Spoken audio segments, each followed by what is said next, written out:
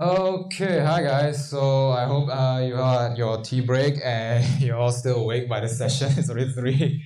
There are a lot left already. So hi, I'm Edwin. I'm the senior algorithm engineer here at Wiz.ai. So fancy name, but just say AI guy on here. So, okay, my main responsibilities are text to speech, voice conversion, and all various stuff of sound and NLP stuff. So, probably anything under the sun for these two types of data, I think the boss wants already. Okay, so some of my interests are like, in multi-model and transformers. So multi-model, like, image and text into one model, or like image and, sound into one model, text and sound, that, you can play around with all these combinations. So this is one of my key areas of research. Okay, so now, I also do like to contribute to open source. Like, if you want to check out, here's my GitHub. Okay. So deep learning for audio. So what is deep learning for audio? Okay, so at the end of the day, from a commercial standpoint, deep learning for audio is that you can generate, sound, speech, and all various types of inputs just for the customer to use. For example, for marketing promotions, for recognizing, I got large piles of calls. I need to recognize all that, call centers, automated replies, mostly for chatbot use cases, promotions, and various types of, communication ways that, is a fixed script that you can automate by using sound.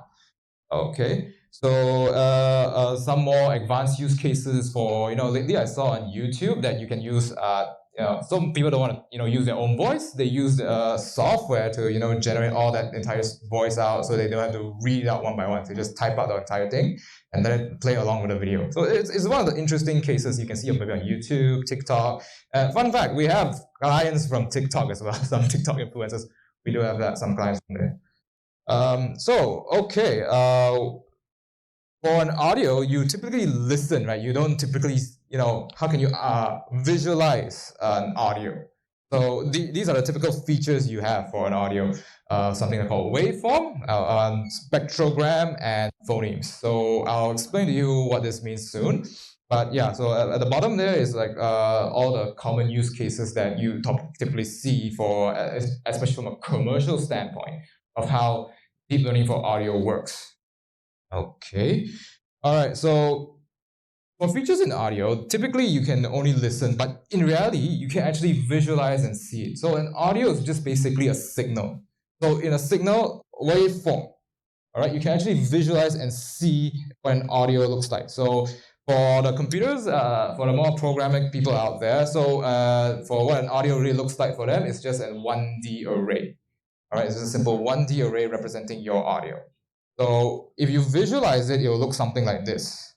Okay, so the x-axis just represents how long the audio is. So 6,000 is in milliseconds. So the 60,000 is actually 60,000 milliseconds. So it's basically 6 seconds. Okay, and then you see the up and down, that wave up there, that just represents the amplitude. That means how loud it is. And you can see all that information packed there. But this is just when you want to save it into an audio file. But what happens if you want to use it to train a model? What do you want to use it from a commercial standpoint? You want to reuse this data and recreate new audio out. All right, so this is the whole point of the next feature. But I just want to highlight something like from the common file formats that you see in Wave, especially in the waveform. For example, FLAC, MP3. I guess everybody has seen this file. And then you got Wave. So what's the difference between all of them? It's like one is JPEG and one is PNG. PNG is a lossless compression. It means all the information is packed there, right? So in that aspect, Wave has no compression at all. That means it has packed all that info, all that, like your accent, all that, your pitch, everything, all into your Wave file. But FLAC MP3, you will typically lose some small information that you can see. So if you want to start playing with it, you can start with the common libraries that are available, like the Brosa and SoundFile. Okay, so maybe I'll just show you a little bit here. Okay, so all right. So one of the common data libraries here is the Librosa. So let's run here. So I already downloaded a dataset. This is a dataset I download online, but yeah, so you get a WAV file, right? So I just pull all the WAV files already. If we run here, So you get something like this. So yeah, interesting fact about audio. Sampling rate. Sampling rate is how high quality, the quality of your audio. So typically 2205 is quite good. 48 would be something equivalent to, like your high quality music videos. Then 8K would be something equivalent to your phone, very, muddy sound and all that, right? So let's play and let's listen. You remember Cromwell? I have heard a great deal of talk about him. Yeah, so this is a sample audio file you can play around with. So in the duration audio is 5.88 seconds. So this is a sample. So let's go towards the second feature of an audio, which is the spectrogram and Mel spectrogram. Fancy word, yes. Okay, a spectrogram basically means it's a summarized summary of our wave into a form of an image. So like I said earlier, something can you hear? Can you convert that to an image? So that's the whole point of a spectrogram. For your model to learn, for any, regardless if it's from speech to text or text to speech, it needs this spectrogram to understand how a wave works. All right, it's basically a summarized version of your wave. But there's two. If you look at the picture here, on the top is the spectrogram. On the bottom is the Mel spectrogram. What's the difference between the two is that the spectrogram itself is very difficult for the model to learn. It's too many information. So you need to dimensionally reduce it again. Basically, you compress into something called Mel spectrogram. So if you look from the image here, you can see here, we have to learn all these features because you see here that this energy here, this brightly lit area here, yeah, that's one of the most important features we call F0, your pitch, how high, deep your voice should be. This is where if you look at the Mel spectrogram, it's much clearer, it's much easier for the model to understand, right? So if you don't do like this, then it's very difficult for the model to learn. So a lot of AI prefer to use something called a Mel spectrogram. So yeah, the common technique you have to use is something called fast Fourier transform. Since if those are well versed in signal processing, you probably heard this term, but yeah, basically it's a way to compress your signal. Okay. So yeah, so there's something called Mel scale. So yeah, what I say is like compress over compress. Typically they compress to 80 mels. So this is where the normal maximum human range here is, right? So, but yeah, here's a list of features that you can commonly see in a spectrogram here.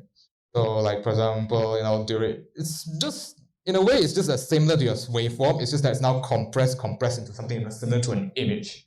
All right, you want the model to learn and generate this image back again. All right, so let's just go back here. I prepared another sample. All right, so yeah, so we visualize here the waveform. So we just run again, but yeah, you can actually just see, yep. So here you can see here the long silence here as well. This is the waveform. And here's which is louder, which is a lot louder. Okay, so then we can see the spectrogram here. Right, so this is what, from here, we can generate, from this wave, we can generate our spectrogram. So when we generate our spectrogram, you can see that, here, see the darkness here? It means it's empty. And here, all our information now compressed all into this image that represents our sound. So for example, things like your accent, your pitch, and all that, what you want to say, all of that is actually compressed into this, what you call an image. You can consider this as an image.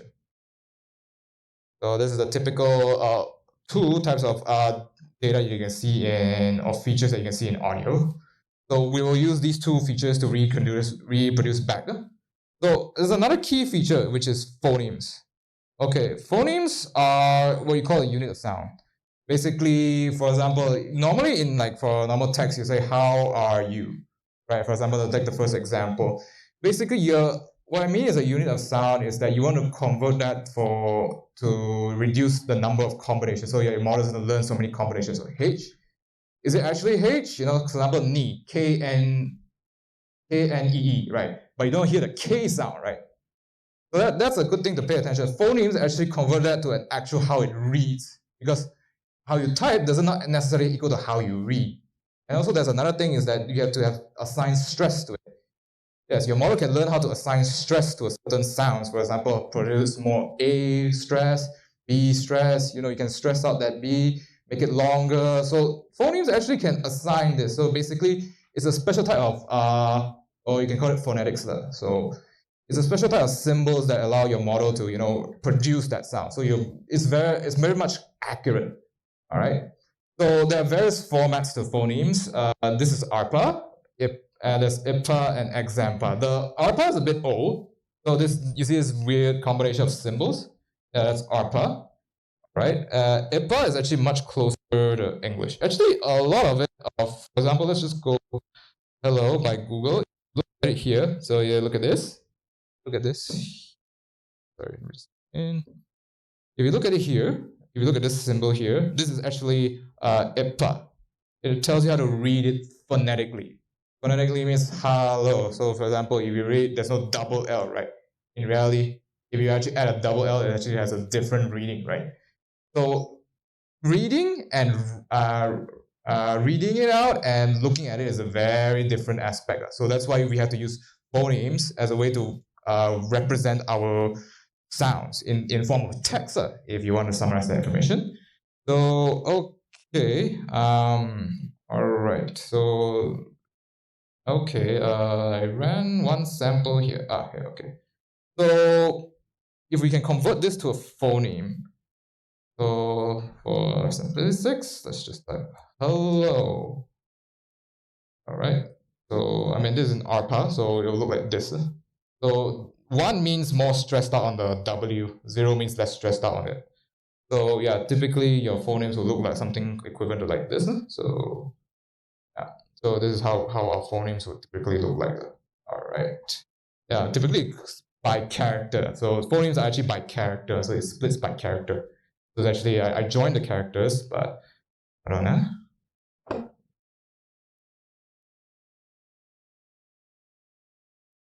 Okay, so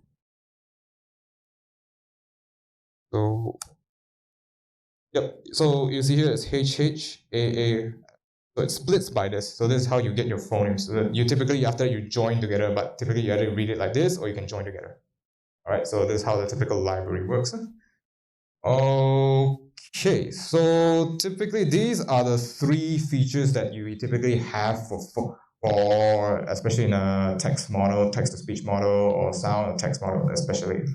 So you need to represent everything, phonetically and all that. It's much more accurate representation.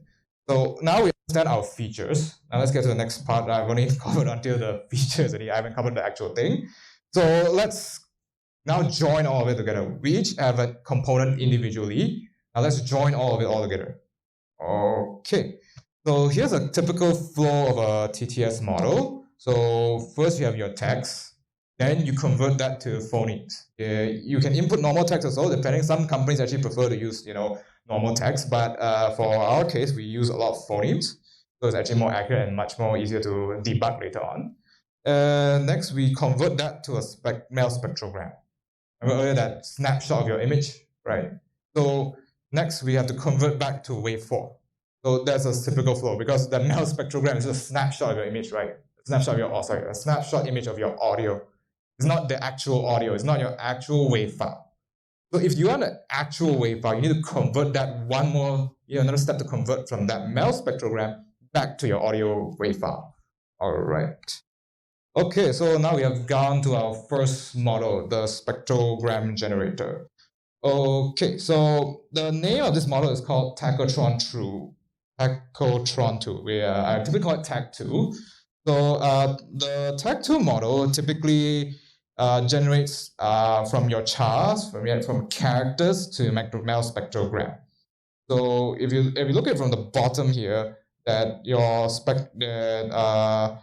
TAC2 is actually just a char to MEL spectrogram model. So it follows similar to how normal like stable diffusion you saw earlier before. It's actually generating an image from text, but it's a very fixed image. It's not like very dynamic image that you normally see.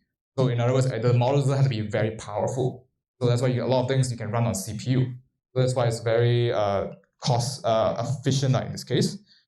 All right. So the typical architecture of the MEL spectrogram model is you have to generate from the encoder to your decoder. So the encoder basically just summarizes the information from your characters. Then you pass all this information to your decoder. Then your decoder will then generate a MEL spectrogram from the summarized information from your encoder. Basically, the blue part summarizes the information from your chart, from your characters. And from your characters, you have to generate this MEL spectrogram out. But we're still not done at this point. We're still not done. We still have to convert back to audio. Remember, this whole model is just for you to generate this MEL spectrogram. It's still not working yet. Still not the way we want yet. So the loss function here is a mean squared error. So it's a regression model. All right, just in case anybody wants to know. Okay, here's the interesting part about TTS, the duration predictor. So have you considered that the fact that how everybody reads certain things has a different speed, right? So if you want to read, like for example, I read hello, but not the next person can read the same hello speed, right? So you only got that text, right? You only got like hello, you type hello to them. Can you tell how fast is it? How fast to read? How many seconds to read? Oh no, right? So you have to create, so there's a module called a duration predictor. A duration predictor is the same as allows, when you generate an audio, it determines for each sound, how long each sound should read for when you generate the audio. So it's really good. You can tell how good an alignment of model is reached diagonally. So not every TTS model comes with its own duration predictor. Fortunately, Hack 2 is one of those that comes with its own duration predictor, so that it knows how to align. So the step is also known as alignment. So alignment means that you want to align the audio and text. So you will see this, right? Because you have to feed two things for the model to learn, text and your audio, right? How sure are you it's the same thing? For example, I can type hello world, but my audio can be something else all entirely, right? So it's very important when you do TTS is that you have to know what, so this is what the model can learn. It helps to learn the model. It helps to align text and audio together. So when you generate it out, it'll be very good and clear. Okay, and if you can, and you can see from this graph that it's slowly learning, but if it's diagonally like this, that means the model is very good. So let me just show you a little sample that I've already done. Okay, so this library that I'm using is called TensorFlow TTS. Okay, so we have a TensorFlow TTS model. I've already installed it onto Colab here. Fun fact, this is running on CPU and it's not on GPU, so you don't need a lot of heavy resources to play with this. Okay, you can use the pre-trained model, so you don't have to, and it's got tons of model. I'm just introducing Teck 2 today, but you can actually learn to adapt your own voice to this. Okay, I already import the module. So okay, so already ran everything already. Yep. Okay, so here's the models already. So it uses LJ speech. LJ speech is like the benchmark for sound. Think of it as ImageNet, the ImageNet of sound. So every time you want to test a latest model, you would use this LJ speech as your basis.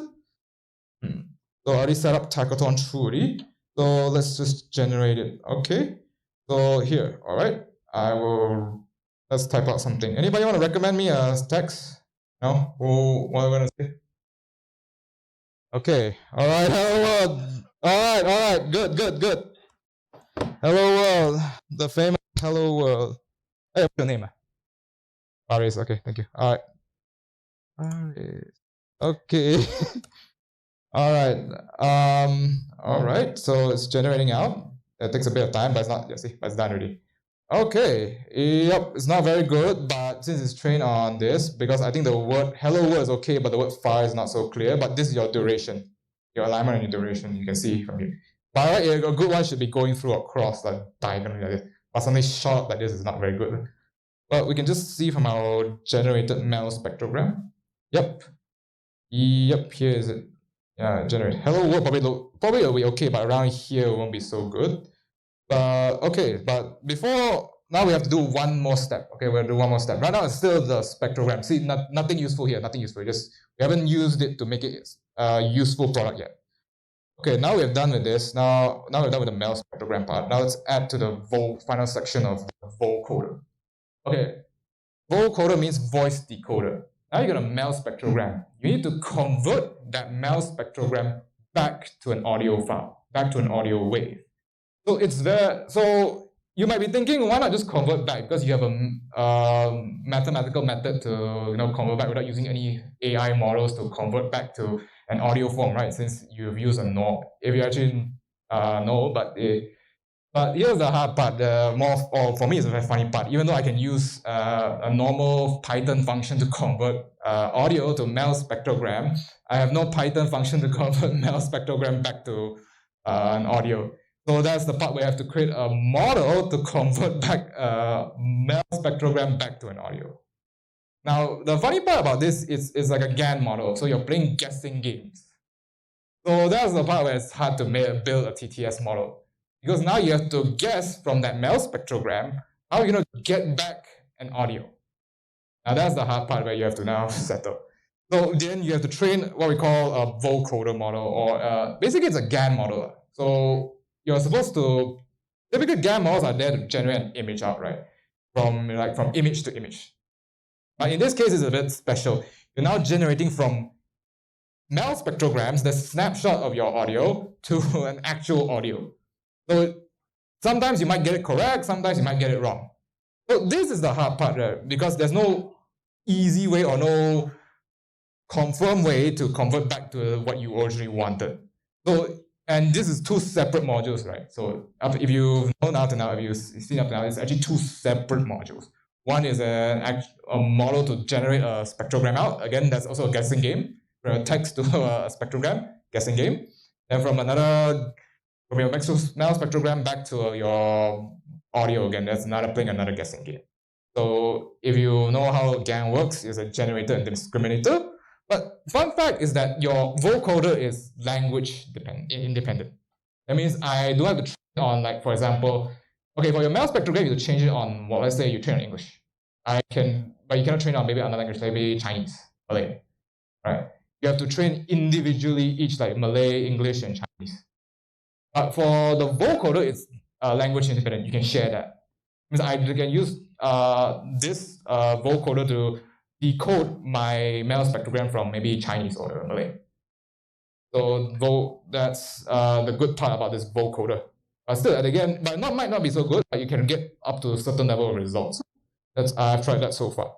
So this actually generates based off the quality of audio. It might sound like horse, but if your model is not trained good.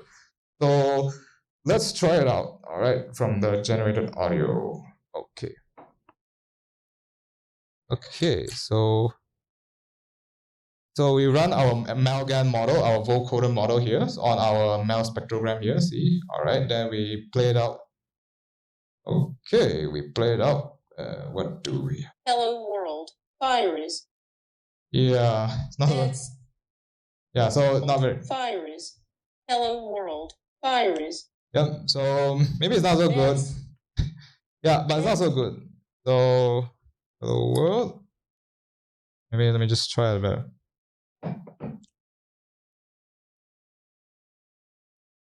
So let me just type this out. Simple as that. Sorry. Yeah, let me just regenerate everything again. Then just again. So all this can be done on CPU, by the way. Don't need heavy resources to play around with something like this. If anybody's into video making, you can download, and there's a lot of pre-trained models online. You can play around with it once you're done, go online, and you can probably run on your own local computer. This is all done on CPU, by the way. Hello world, Edwin here from Wise. So you can play around this. So LJ Speech is American lady. You can probably, if you want a mail, you can Google around the pre-trained libraries. It's on Hugging Face. So TensorFlow, yes. Yeah, you can actually just Google around here. So right, text to speech. You can just Google around here. So yeah, you can just Google around here. Yep, yeah. See here, they already made everything here. So you can just Google around and play around with it. It's all trained for you already. Right. So maybe do we have a bit of time? Okay, so we have a bit of time. Maybe let's try another language for a while. Let's try maybe a bit more complicated one. Let's try Chinese.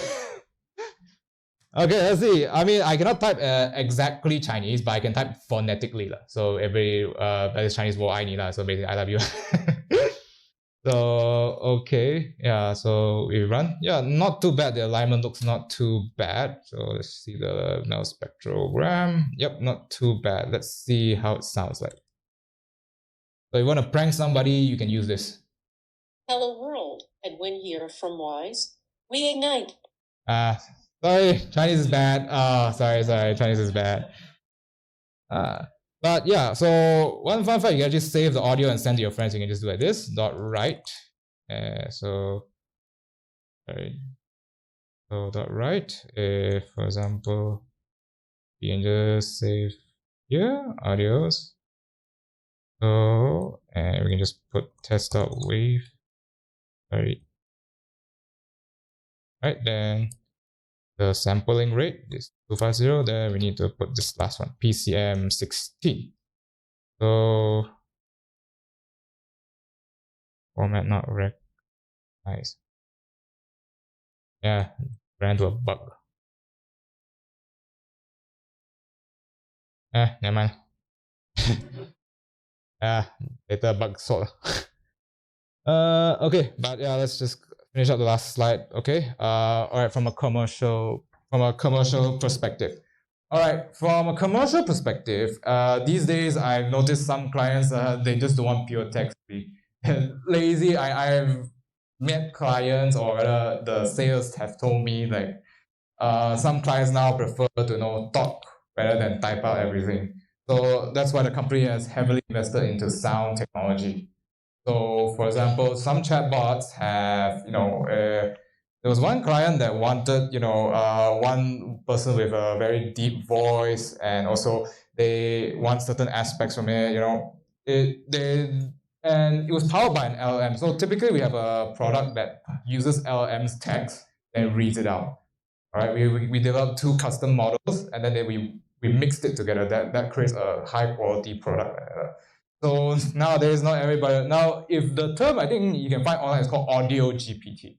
It basically mixes GPT 4 or 3.5 with some audio models in between. So that's one of the commercial uses, for example, finance, banking. Some I think were like debt collection.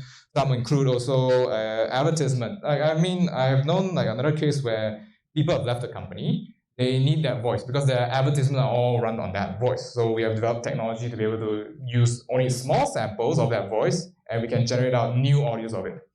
Yeah, we stole somebody's job. Yeah. Okay, but yeah, some also like for example, so educational use like this, it helps the blind to read. There are various good and bad. I probably took somebody's job, I also helped somebody also. So yeah, I mean technology is not all bad, but also some good. So but yeah, that's it. Any questions for me? So yeah, I'm done here. Okay. Yes.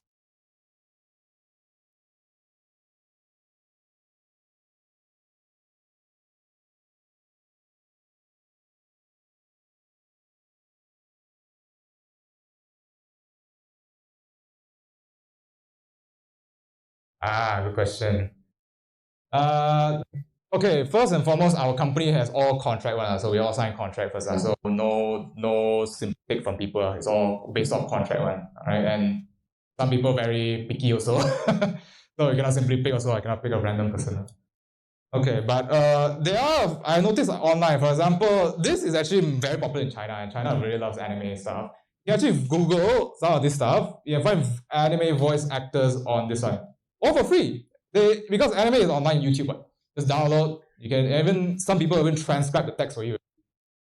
So yeah, free stuff. I cannot control it. People already develop for free already. Post online. You can Google Hugging Face, anime voice, something like that. Yeah.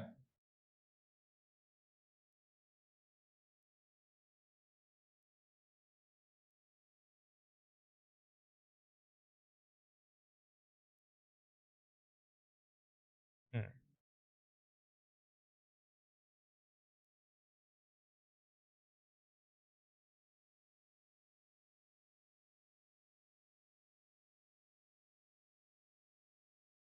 It's kind of difficult that part because the general audio these days are very clear because all audio recorded is all very difficult to detect. You can try, you can write a normal classifier to detect it out, but whether it's fake or not, it's quite difficult to determine using pure technology. To be honest, I did try it out a few times. I never got any good successful results so far. So I got 50-50, which is also guess.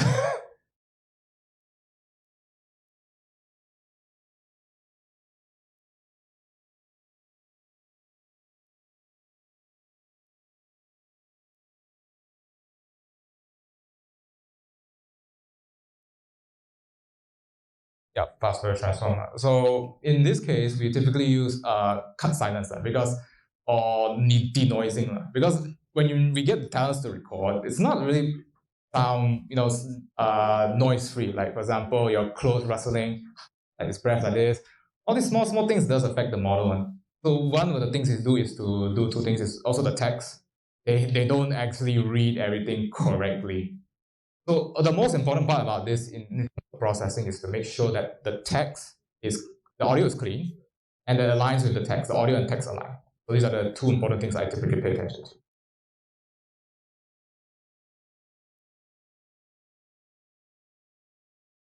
Fast Fourier transformer. Pixel 2. Digital filtering. I'm sorry, what's that mean? Oh,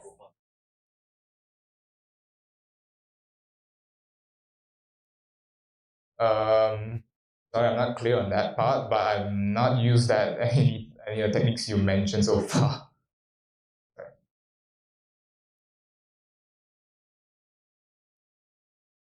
Correct.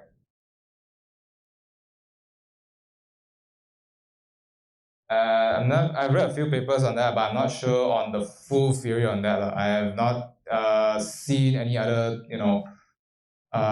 techniques to convert back from Mel spectrogram back to a waveform. Sorry, I'm not clear on that aspect.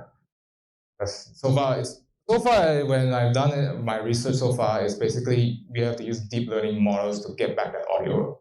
So other techniques so far other than the vocoder, I'm not very clear. Sorry about that.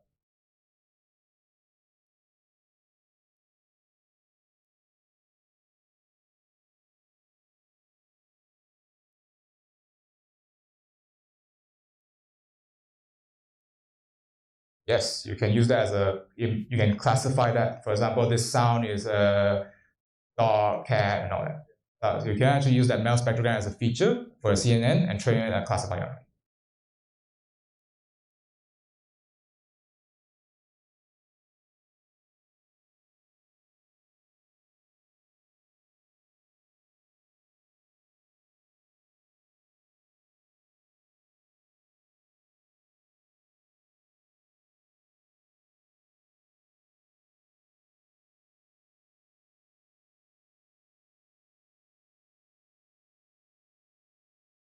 Audio.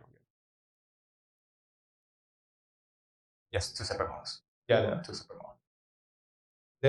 There are a few models that have combined into one, but at the end under the hood there's two separate steps. You got a Mel spectrogram and the audio generator, the vocoder.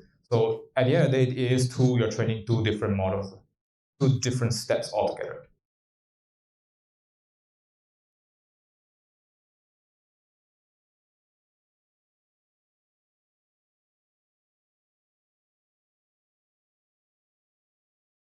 Yes, 16 bits. Yeah, normally 16 bits. 32 bits I tried before. Can train all the weird static noise.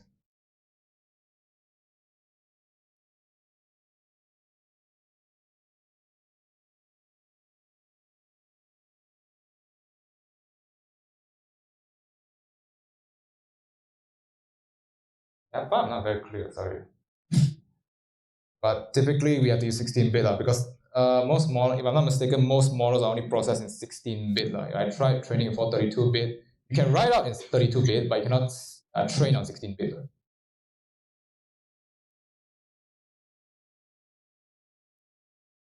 I've only tried on 16-bit and 16 and 32-bit. I've trained 16, 32, but writing the audio in 32-bit, you can't do that. Usually training, we have to use 16-bit. Yes, correct.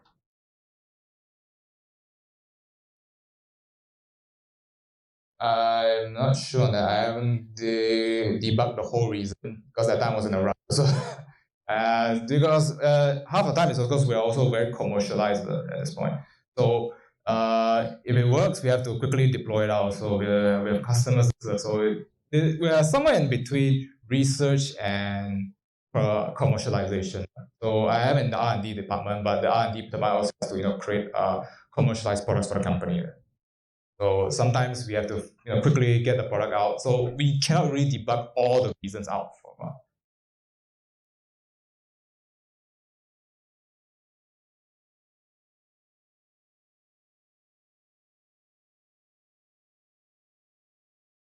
Depends, because it's definitely depend on the business side. Whether people want to invest or not is more on the fact that can it be automated. I think from that point of view, because a lot of our customers don't want to invest so much manpower into it.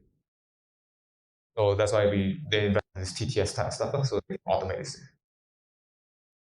I think,